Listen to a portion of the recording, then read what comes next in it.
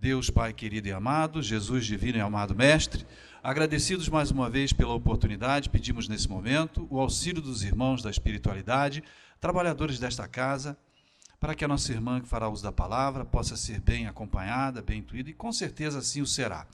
E que assim nós outros possamos absorver ao máximo os ensinamentos que nos serão passados. Obrigado mais uma vez, que assim seja, Mestre Jesus, em seu nome e em nome de Deus. Sueli Machado.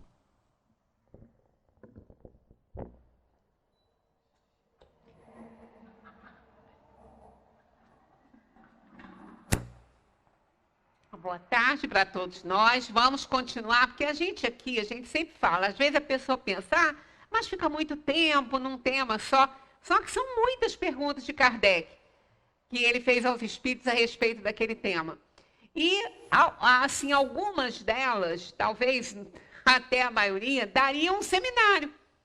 Então, para a gente ficar passando aqui por cima, né, e correndo sem necessidade, vocês vão ficar em casa lendo o Livro dos Espíritos ali, né? Se não tiver um aprofundamento, uma pesquisa à parte, né, para a gente apresentar, não adianta muito, né? Então não vale a pena a gente ficar no desespero da corrida, porque aqui ninguém está apostando corrida, não vamos ganhar diploma, não é quem chega primeiro, nem pode para subir. O que nos interessa, na verdade, é aprender.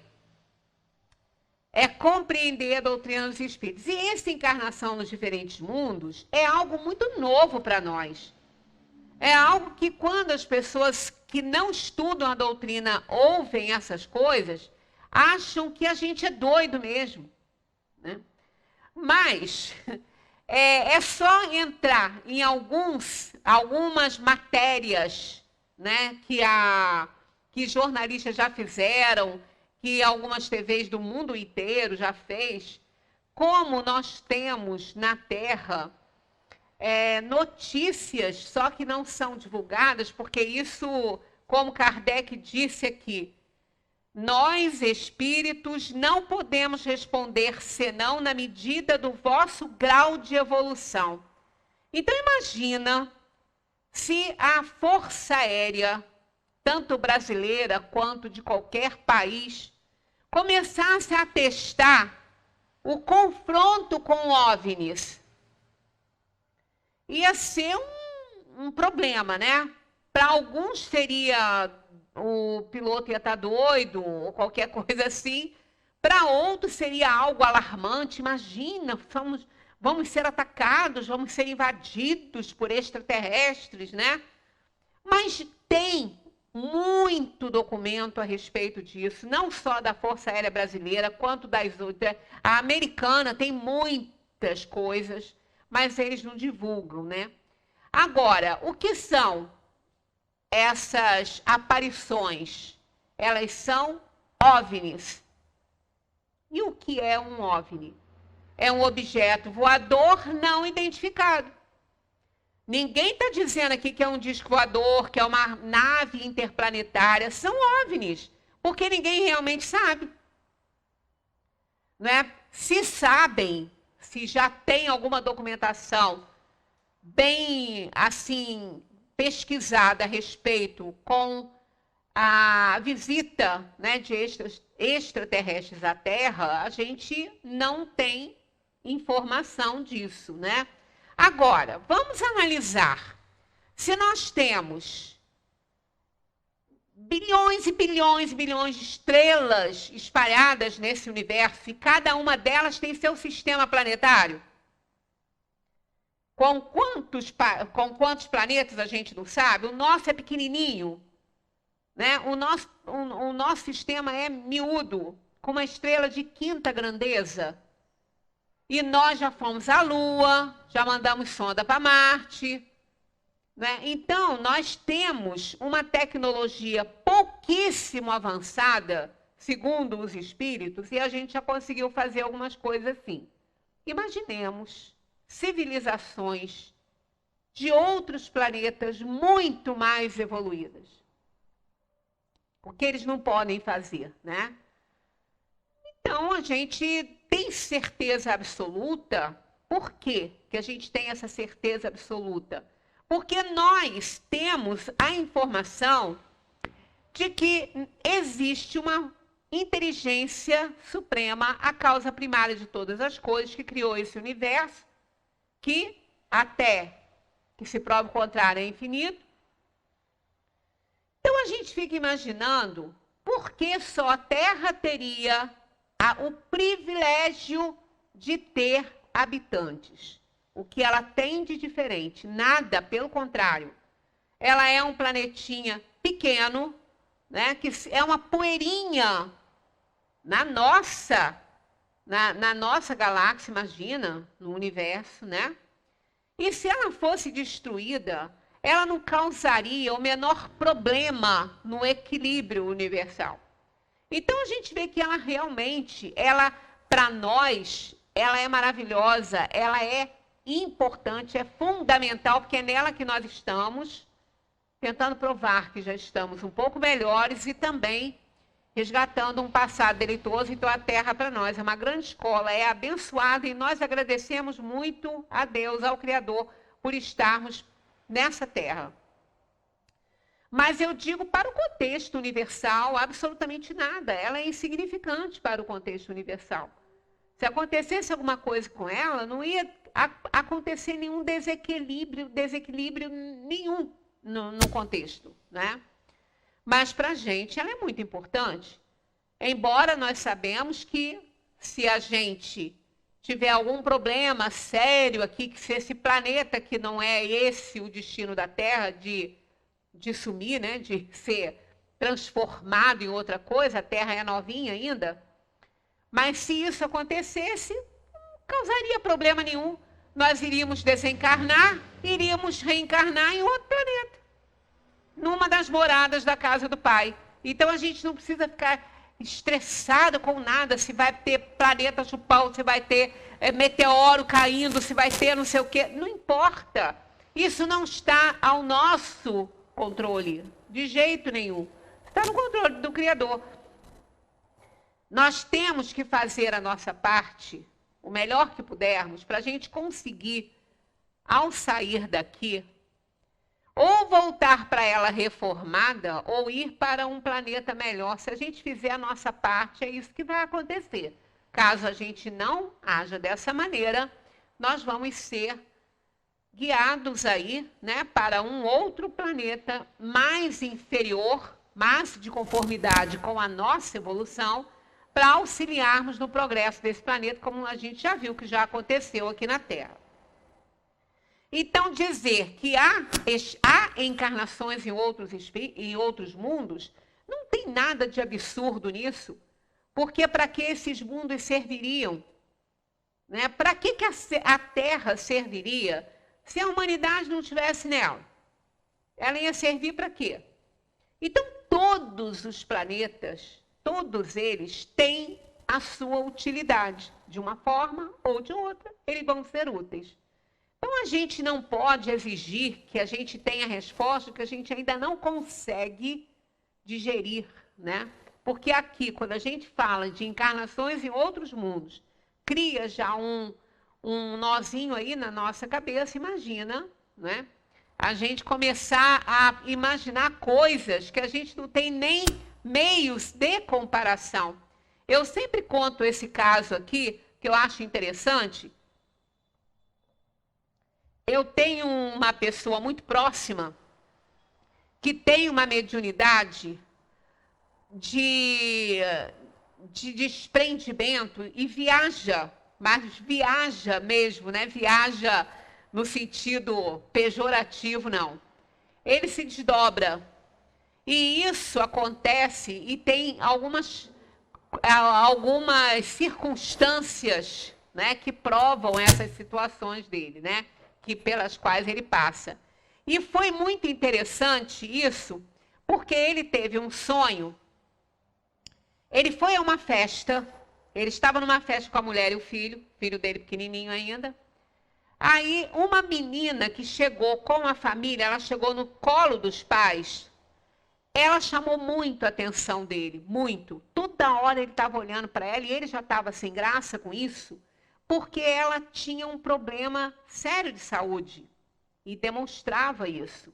Não era de problema mental, nada disso, não, era de saúde mesmo. E dava para perceber na sua organização física, né, a presença aí de uma enfermidade séria nela.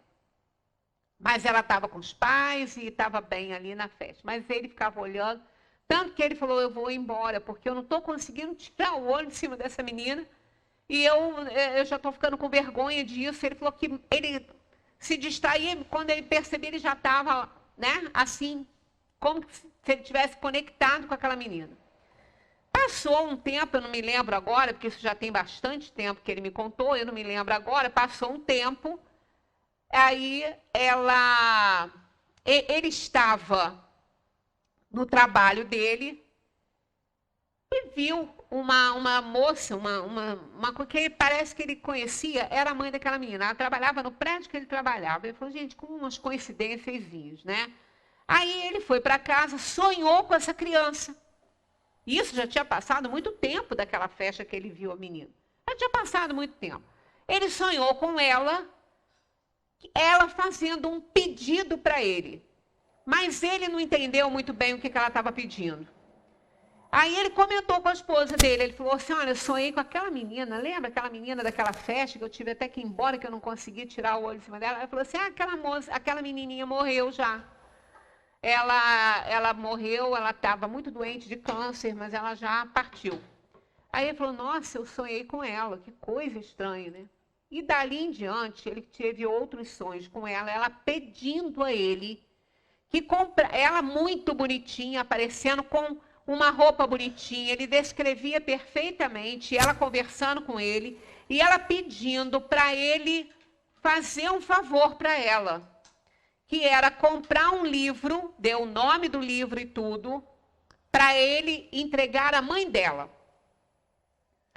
Porque ela estava muito preocupada com a mãe, que a mãe estava com ideias suicidas pela perda dela, e ela estava muito bem, e ela não conseguia se conectar com a mãe, então, através dele, ela estava pedindo que ele fizesse isso.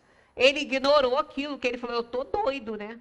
Porque foi assim, ele só tinha tido uma experiência assim, dessa ordem, ele achou que ele estivesse viajando no sentido pejorativo, né? Mas não era. Não fez, ignorou aquilo. Passado um tempo, de novo. O mesmo sonho com a menina já mais assim, um pouco, sabe, incisiva com ele, falou assim, olha, eu te fiz um pedido e você não me atendeu. E eu preciso que você me atenda. Aí ele quando acordou, não teve jeito, né? Foi indo para o trabalho, passou numa livraria, procurando a tal do livro e não achava. Perguntou para o vendedor disse que não tinha mais. E ele já, em cima da hora, não tinha tanto tempo de ficar procurando, falou, depois eu vejo isso, mas na hora que ele estava saindo da livraria, algo chamou a atenção dele para uma prateleira de livros que não tinha nada a ver com o que ela tinha recomendado. Aí ele tentou até sair, mas aí a mesma coisa, ficava puxando ele para a tal da prateleira, ele foi lá. Começou a procurar o livro, achou o livro misturado em outros lá, que não estava nem no sistema. Ele pegou o livro, aí falou para a moça, falou assim, ó, tem um aqui. Ela falou, nossa, esse livro não está nem no sistema. Foi colocado aí totalmente errado, e ele levou o livro. Aí, sabendo que a mãe trabalhava no mesmo prédio dele, que ele já tinha visto lá, conversou com a moça que fazia a limpeza da geral lá, aonde que, né, para certificar qual era o local, que ela falou assim, olha, ela é muito boazinha, muito simpática, se você quiser, eu dou algum recado para você. Ele falou, eu quero. Diga para ela me encontrar no refeitório, que eu preciso falar com ela. Tá? Foi ele com aquele livro, ele falou, e agora? Eu vou ser taxado de doido. E vou mexer com uma coisa complicada para ela, né? Aí ele foi. Ele falou, olha, para começar, eu não sou doido. Eu não sei nem por que isso está acontecendo comigo, mas eu sonhei com a sua filha. Sonhei com ela e ela me pediu para fazer um favor para ela já umas 2 ou 3 vezes. Eu não fiz, mas hoje eu vou fazer. Aí ele explicou, contou o sonho todinho para ela. Ela começou a chorar muito. Ela falou, eu tenho tentado sonhar com ela, mas eu não consigo. E eu estou muito infeliz mesmo. Eu quero partir para ir para junto dela. Ele falou, pois é, essa é a preocupação dela. Então ela pediu para te entregar esse livro. Aí ela pegou o livro, ela chorou muito. Aí ele falou, olha, para você não pensar que eu estou maluco, eu vou descrever a menina. Porque uma vez eu vi vocês numa festa, mas ela está muito diferente agora. Descreveu a menina, a roupa toda da menina, como a menina estava penteada, tudo direitinho. Descreveu direitinho a garota. Ela aí começou a chorar mais ainda que ela falou que foi com aquela roupinha que ela foi sepultada. E com aquele cabelinho, com aquele laço na cabeça. Menina que tinha 11 anos. Então, ele falou, então você não vai achar que eu estou maluca. Ela falou, de jeito nenhum. E o livro poderia, com certeza, conter algo que pudesse consolá-la. Parece que era algum livro relacionado à perda de crianças e cartas e a existência de vidas em outros mundos, alguma coisa assim.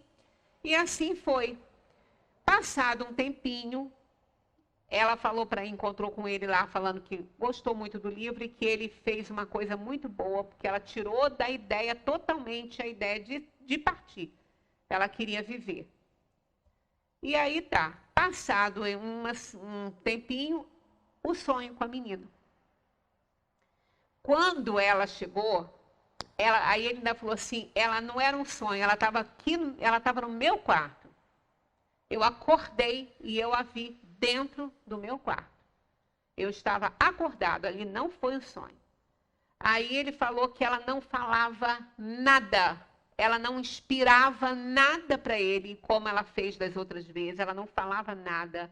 Ela só estava ali com uma aparência muito bonita. E ela falou, ela pegou, ele falou, eu senti a mão dela na minha, assim.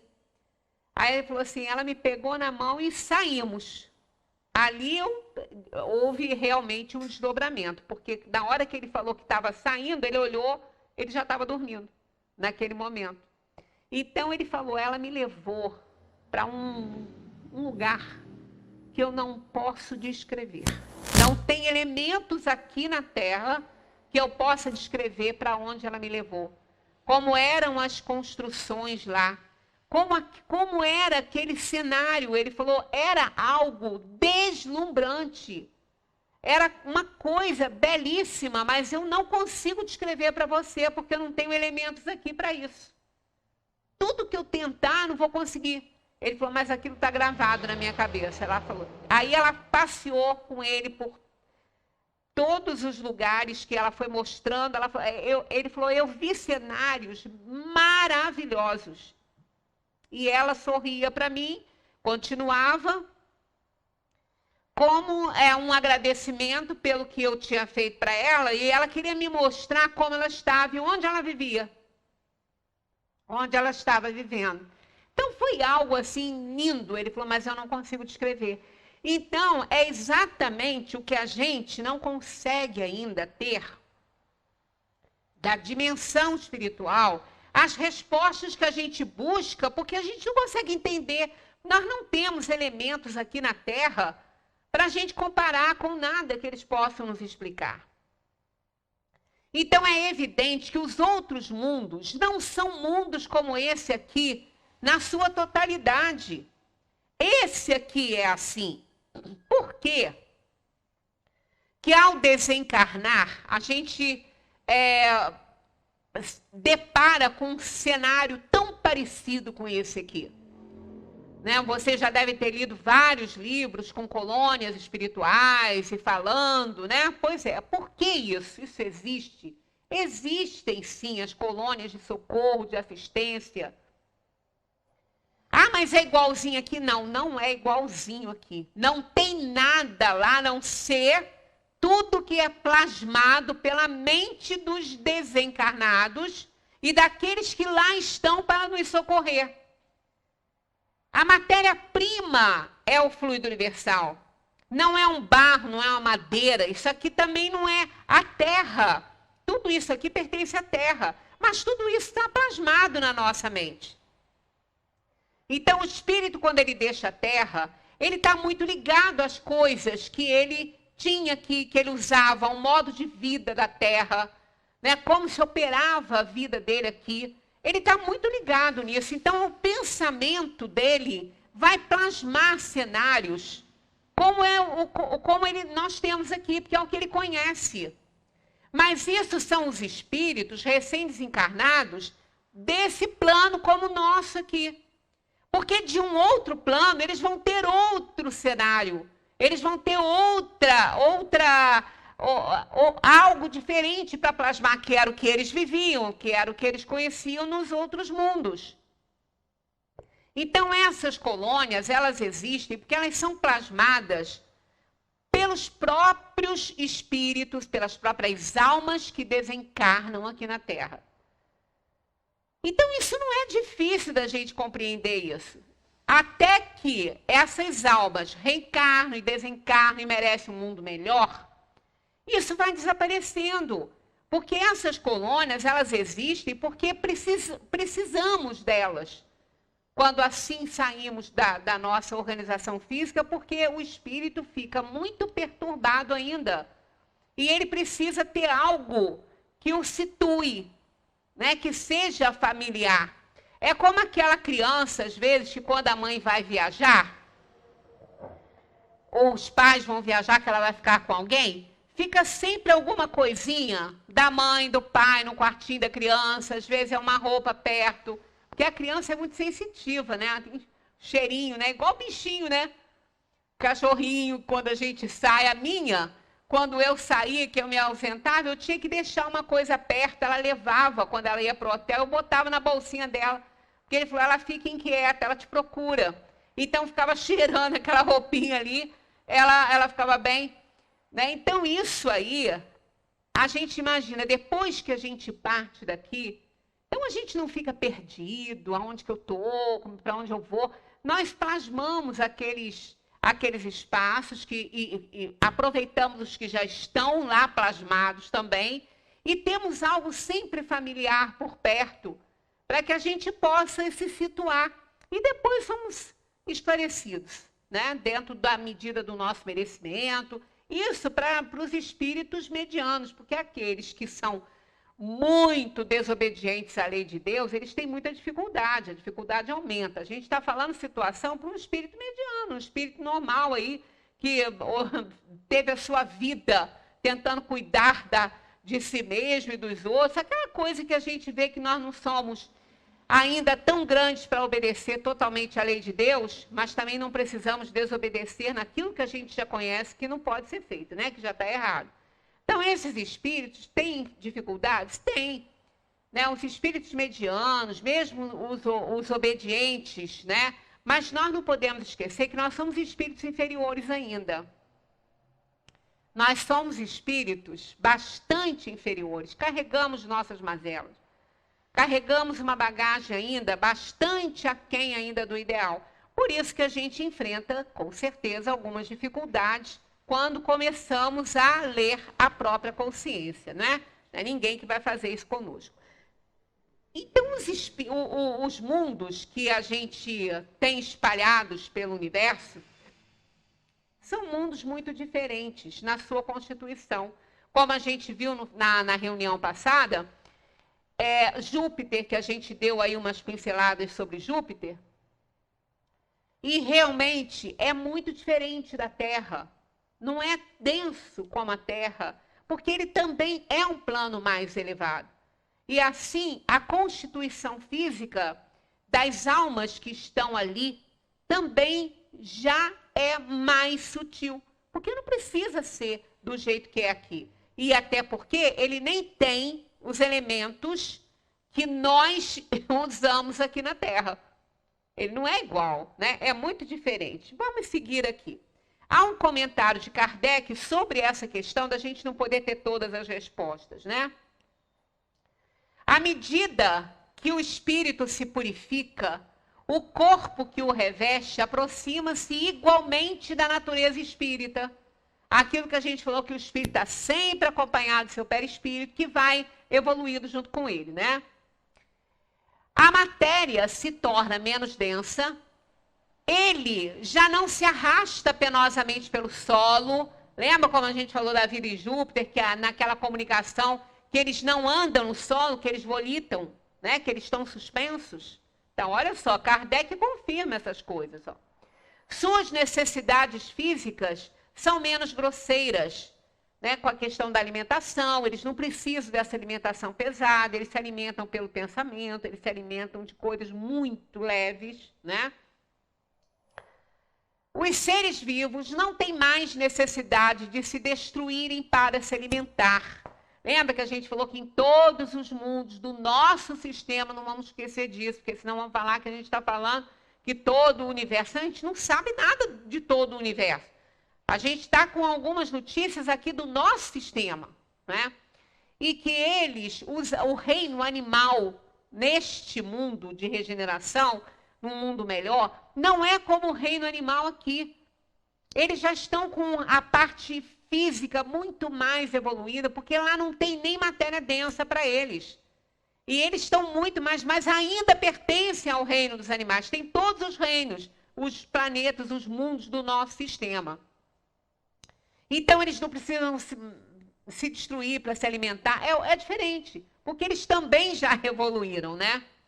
O espírito é mais livre e tem para as coisas distanciadas percepções que desconhecemos. Vê pelos olhos do corpo aquilo que só vemos pelo pensamento. Então, olha que coisa linda, né? Quer dizer, eles podem ver coisas que a gente só imagina. Que a gente só imagina que possa ter. E eles não, eles veem isso no corpo que eles têm, na constituição do corpo que o planeta oferece. A purificação dos espíritos reflete-se na perfeição moral dos seres em que estão encarnados.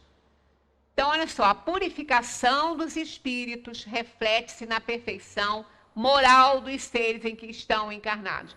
Quer dizer, quanto mais moralizado é o espírito, menos densa é a sua organização física, menos necessidades físicas ele possui, porque ele está um pouco acima disso tudo aí, né?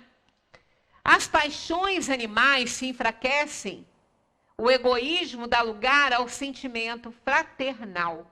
Então, olha que coisa, a gente fica imaginando assim, gente, como é que pode aqui, como é que pode fulano fazer isso? Olha, como que pode uma mãe, né, um pai, uma mãe matarem um filho? Como que pode? A gente se escandaliza às vezes quando a gente vê, porque eu nunca vi em tempo nenhum aqui na nossa cidade tanto abandono de animais e tanta crueldade com eles. É muita crueldade.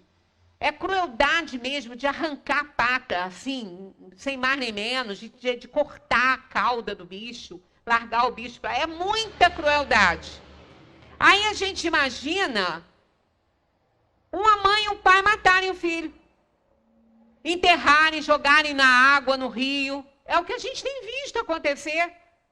Jogarem pela janela, né? Então, nós estamos vendo que nós estamos num momento de crise do planeta.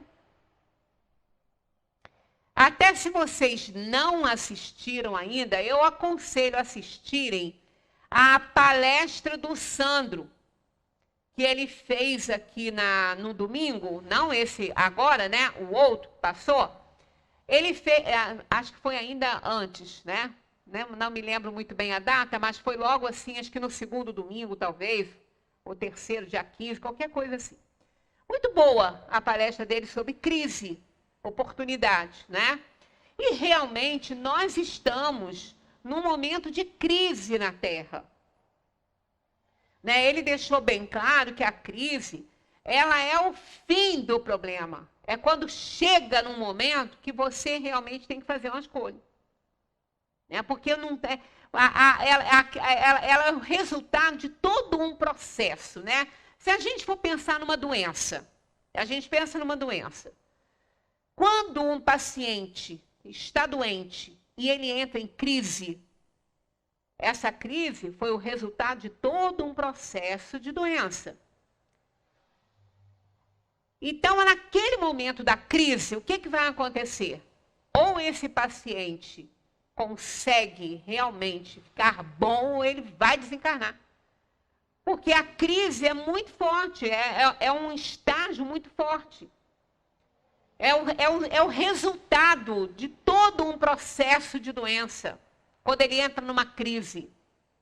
Então, ou ele vai realmente, por conta da crise, mostrar um tratamento melhor para ele, vai alertar os médicos para alguma coisa que eles não tinham visto ainda, alguma coisa assim, ou então o paciente vai desencarnar.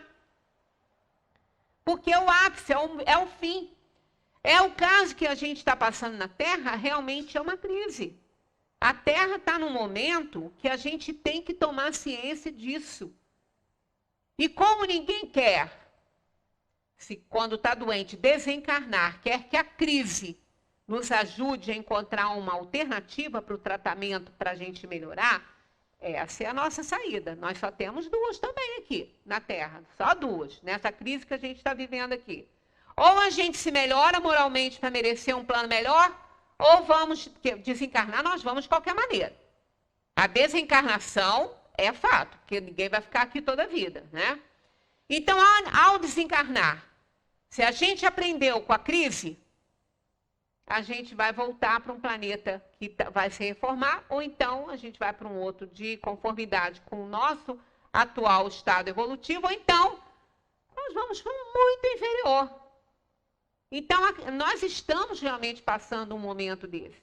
Então, a gente tem que aprender com esse momento que a gente está vivendo aí. O egoísmo dá lugar ao sentimento fraternal e as paixões animais se enfraquecem.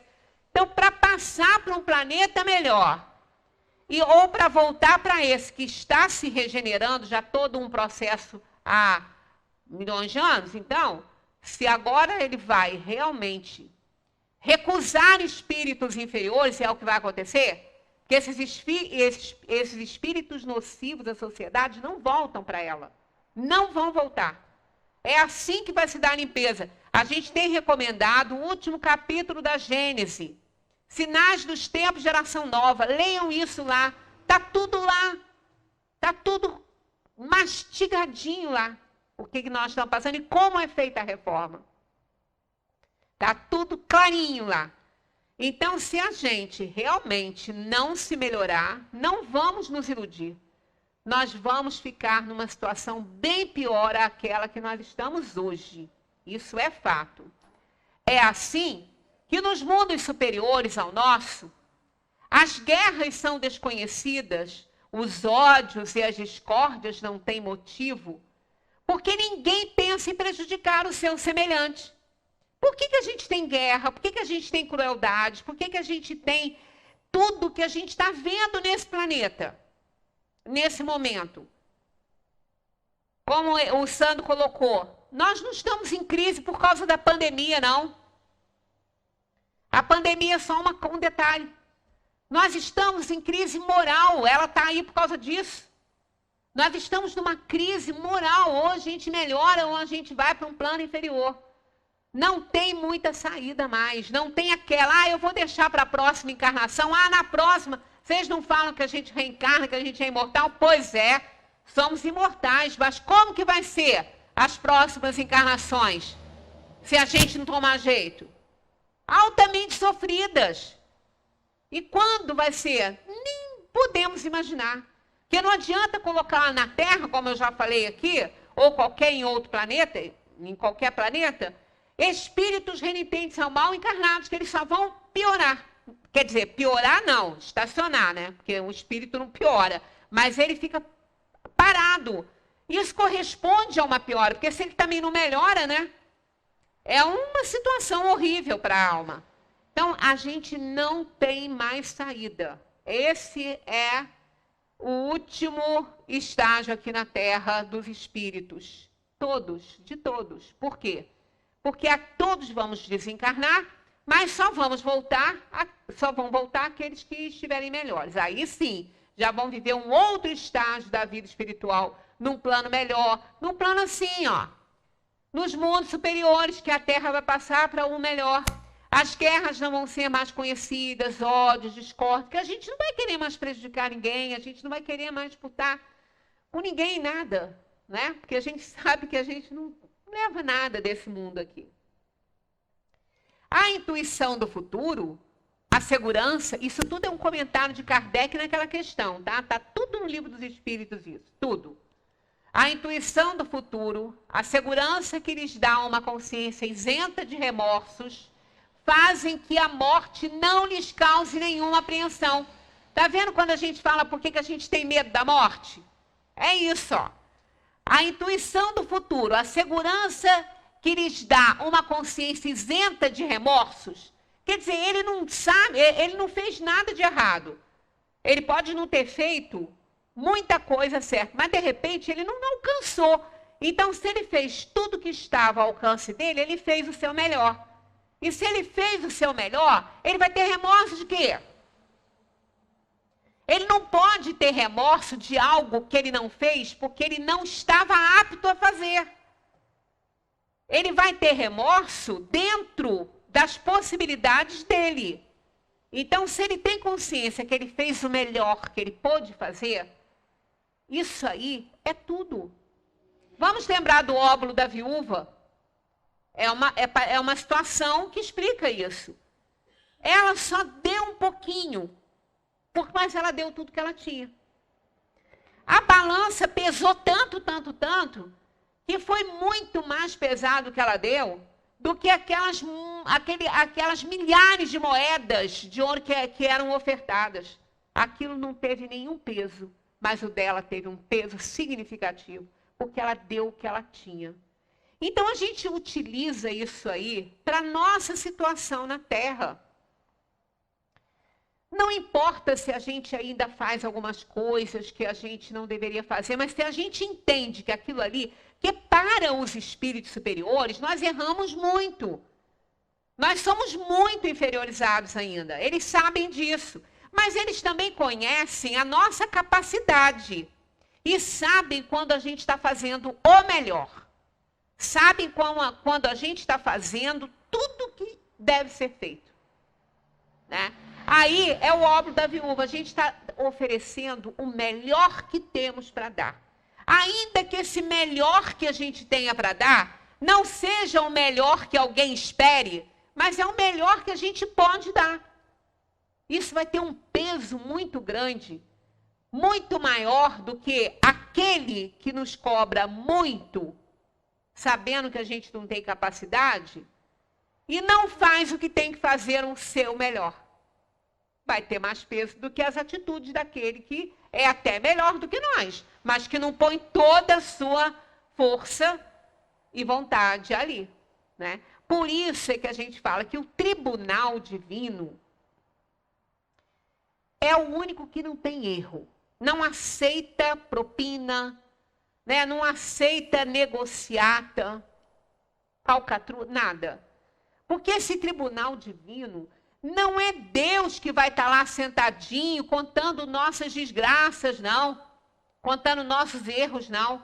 É a nossa consciência, é ela. Ela que é o tribunal divino, porque foi ali que ele colocou a sua lei.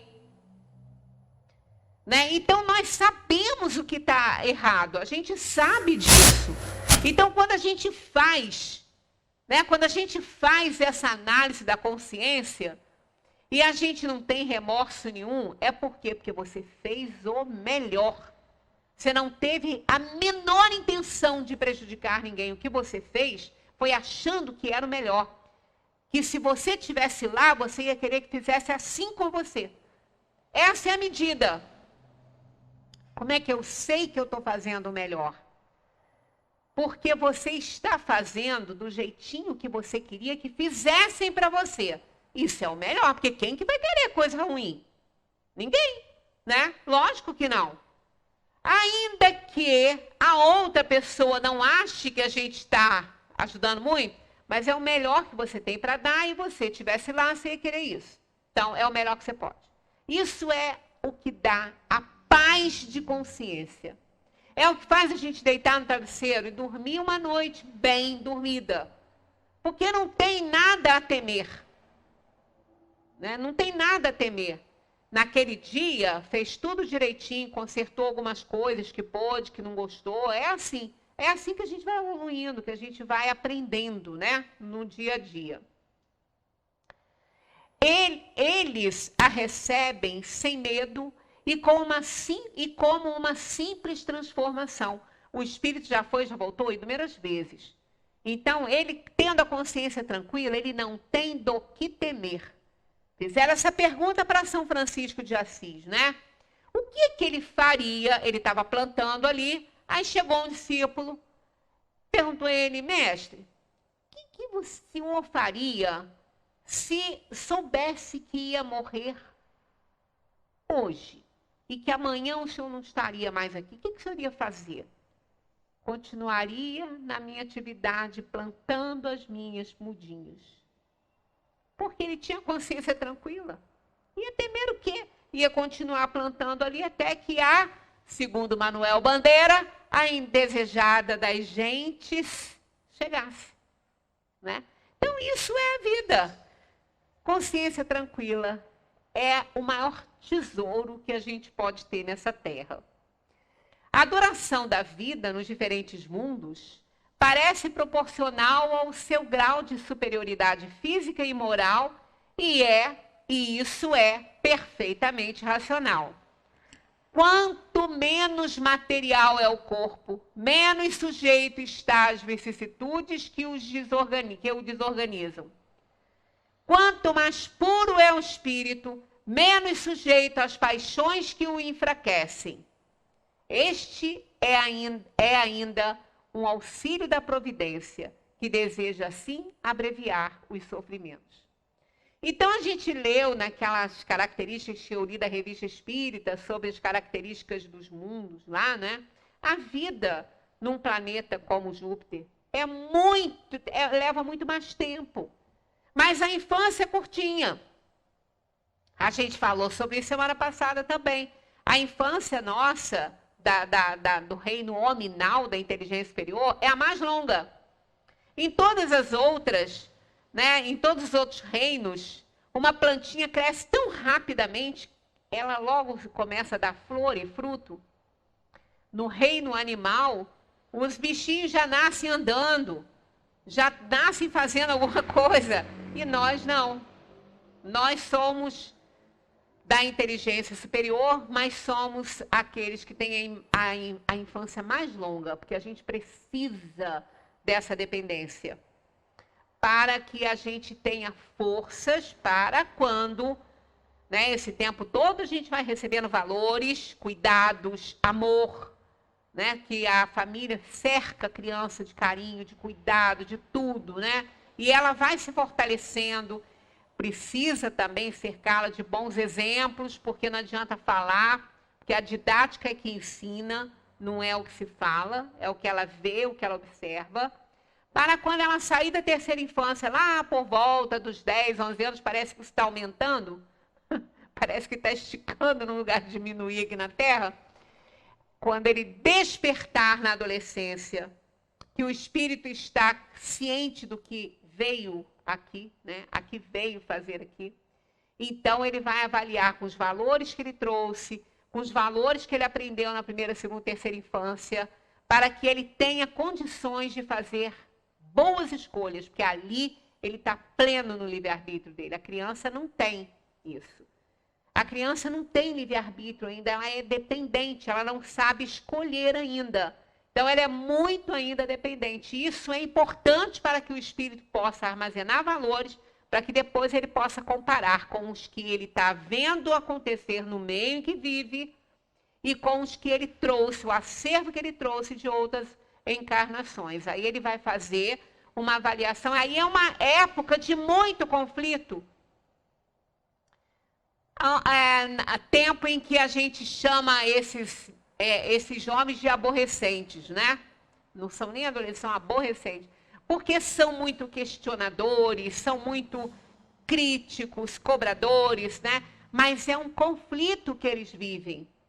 A alma vive num conflito muito grande nessa época, porque ela está plena no seu livre-arbítrio, ela está fazendo escolhas, mas ela tem um acervo, ela tem tendências que ela trouxe de outras vidas e que os valores que ela recebeu são contra ela, e ele sabe disso. Então é um conflito muito grande.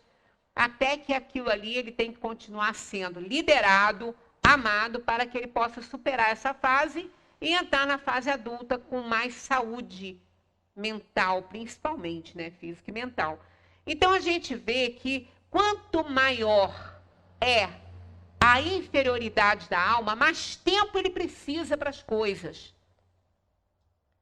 Né? Mais tempo ele precisa. Agora, o tempo que lhe é oferecido, se não estiver sendo aproveitado, não adianta. Uma vida na Terra, por exemplo, ela tem em média aí, agora, 76 anos, por aí.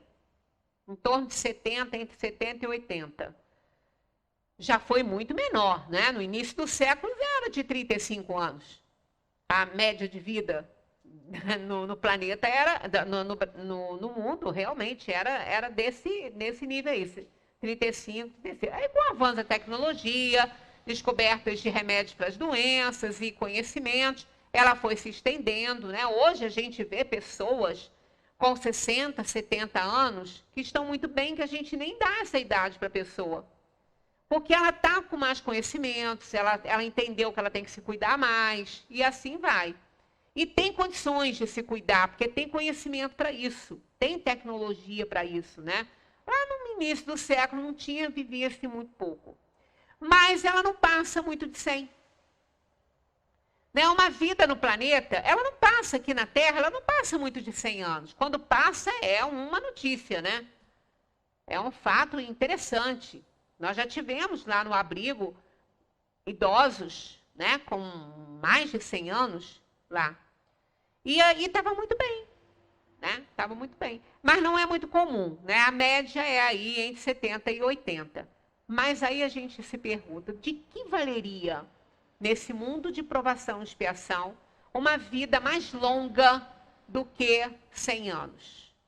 Para quê? Para quê? Porque se não fez até ali, não vai fazer mais não.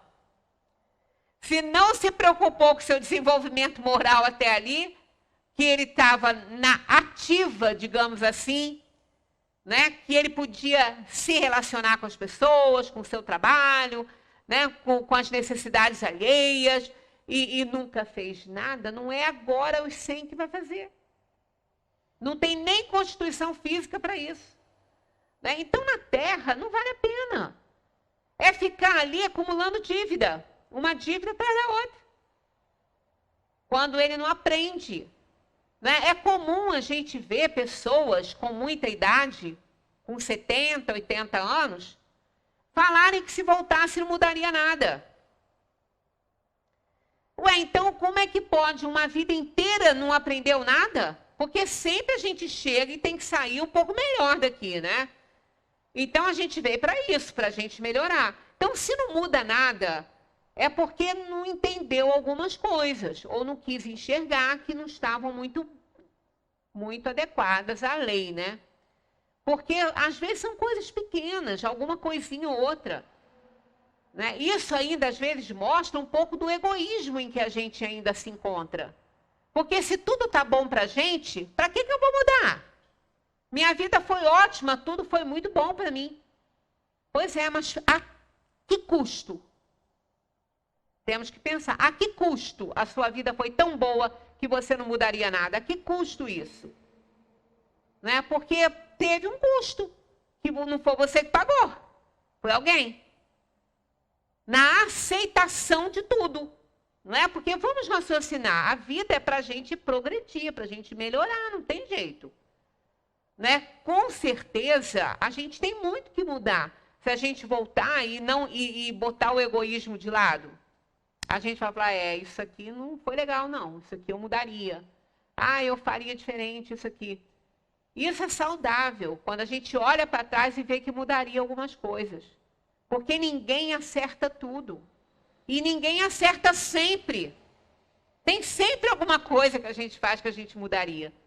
Que fez, né? Que mudaria. E isso é saudável. Mudanças são boas. Porque se a gente não aproveita todo o processo nosso, os momentos em que a gente vê que tem que mudar, vai chegar uma hora que a gente vai ter a crise.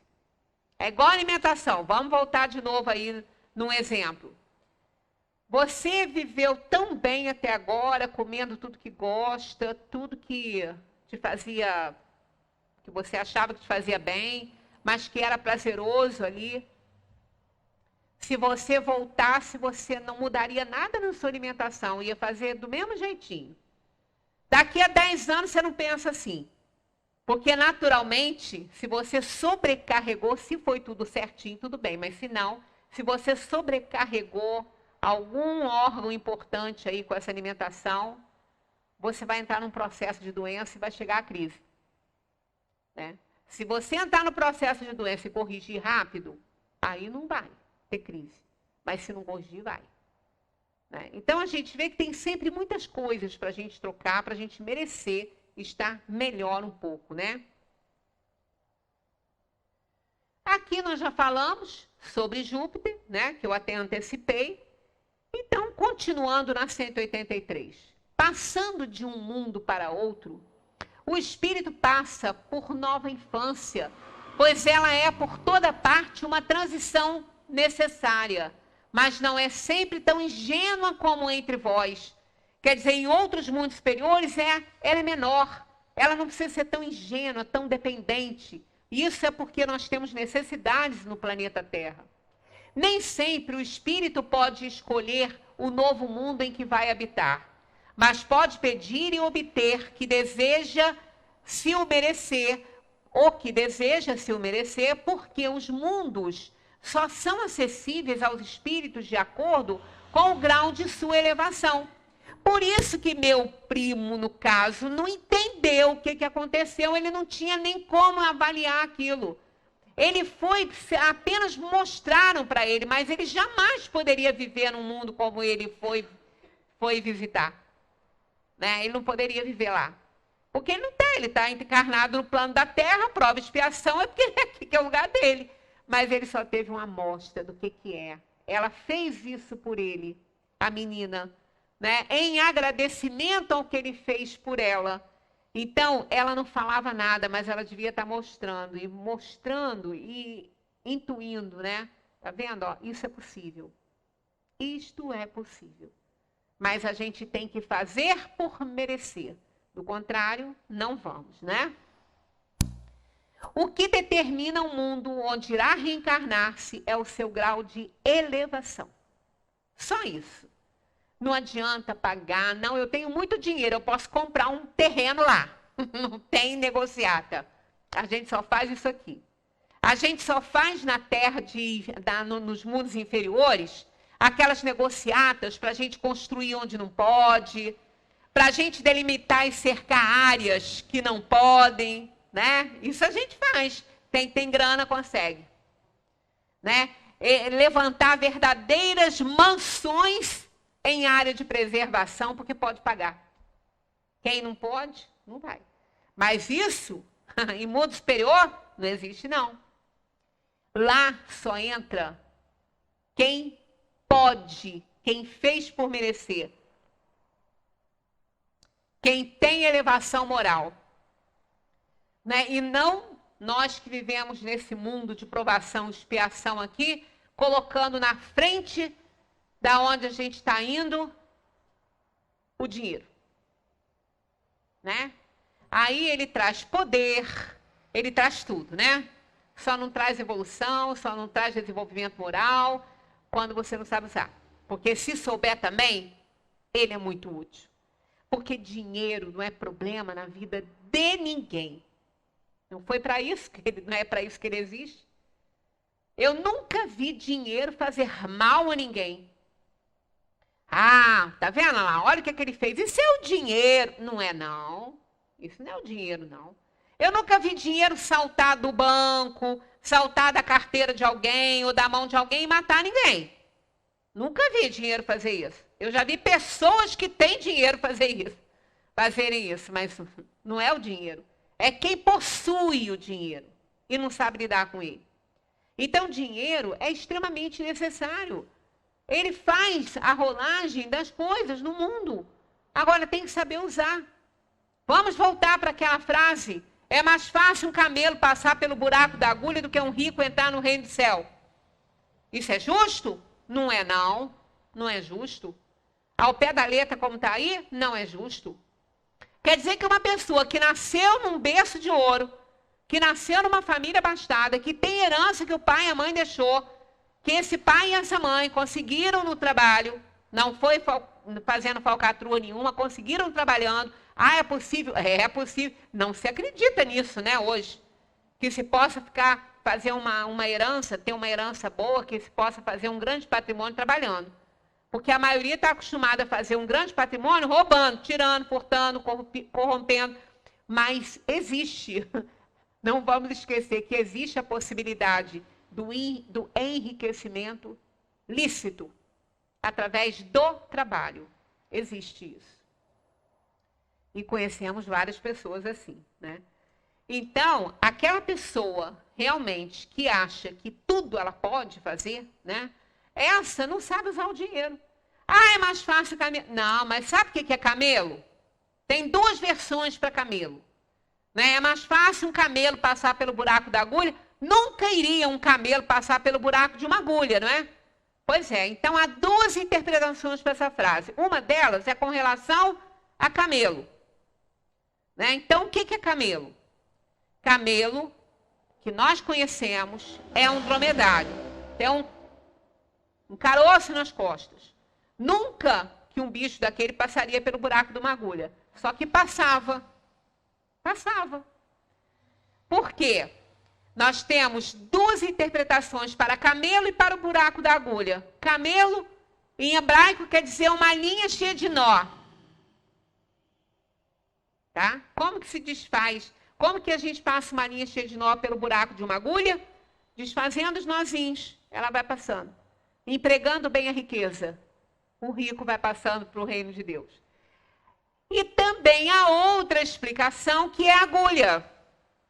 Antigamente, naquelas construções antigas, as portas eram altas e estreitas. Se vocês forem procurar na história como é que eram, de pedra, né? Aquelas construções todas lá na época do Cristo, antes dele também, eram passagens muito estreitas e altas, com o formato do buraco de uma agulha. E aquilo chamava agulha. Era o nome daquilo ali, agulha. Aquelas portas estreitas. E os camelos traziam muitas compras, muita bagagem. E eles não passavam pela agulha. Eles não conseguiam passar. Então, eles passavam. O camelo passava. Que ela já foi feita, por isso que era o meio de transporte, eles passavam. Mas eles chegavam carregados de muitas coisas. Muitos bens, muita coisa em cima deles. E eles aí não passavam. Para eles passarem, eles tinham que descarregar. Então, o dono do camelo e de todos aqueles bens que estavam aí, tinham que tirar aquilo tudo de cima do camelo para ele poder passar. Senão ele não passava. Então, isso também é uma metáfora para a gente ver. Nós temos que nos desfazer dos nossos bens. Ah, eu tenho que sair oferecendo bem para todo mundo? Também não. Não é essa a ideia. É usar bem. Ninguém está pedindo que você reparta a sua fortuna. Para quê? Não precisa disso. Você conquistou, é tua. Pelo menos enquanto você está na terra. Agora, usa bem. Auxilia, ajuda, emprega bem o seu dinheiro. Né? Emprega bem. Olha quantos grandes empresários que só depois que partem é que fica sabendo o que eles fizeram. A gente fala, mas olha só, quantas empresas fulano tem. Está muito rico nas costas dos outros. Vocês já se perguntaram quantos empregos aquele empresário oferece? Quantas famílias ele ajuda com o emprego que ele dá? Com o salário que ele paga. Ninguém pergunta essas coisas. Pergunta é quantas empresas ele tem nas costas dos outros. Então, isso tudo justifica por que a gente está aqui. Por que a gente mora aqui na Terra ainda, né? Por que a gente ainda está de passagem aqui, mas é uma passagem agora breve, porque saiu daqui não volta para ela não, se está com esse pensamento. Né? Então, a gente precisa valorizar. tudo isso. Nós ainda temos algumas coisinhas ainda para ver aqui, ó, vários comentários de Kardec. Então, como eu falei, não vamos correr. Para quê? Vamos entender muito bem. Porque em uma dessas moradas, em um desses mundos, em vários desses mundos, nós vamos morar. Então, é melhor que a gente aprenda muito bem isso e saiba como fazer, né? Como fazer para alcançar mundos melhores, né? Do que esse que a gente está vivendo, que ainda é tão cruel, né? Muita paz para todos, que a gente continue estudando a doutrina, que é realmente fascinante, né? É fascinante essa doutrina, porque ela é tão lógica. Então, o Espiritismo, ele nos fascina, não com dogmas, não é? Sem resposta, mas ele nos fascina pela lógica dos fatos que ele apresenta. E é isso que a gente encontra na doutrina espírita. Uma lógica que, se a gente for analisar, a gente não encontra outra coisa. Não é porque está escrito ali. É que qualquer livre pensador que puser isso, a análise da razão, ele vai ver que é isso aí, né? Muita paz para todos.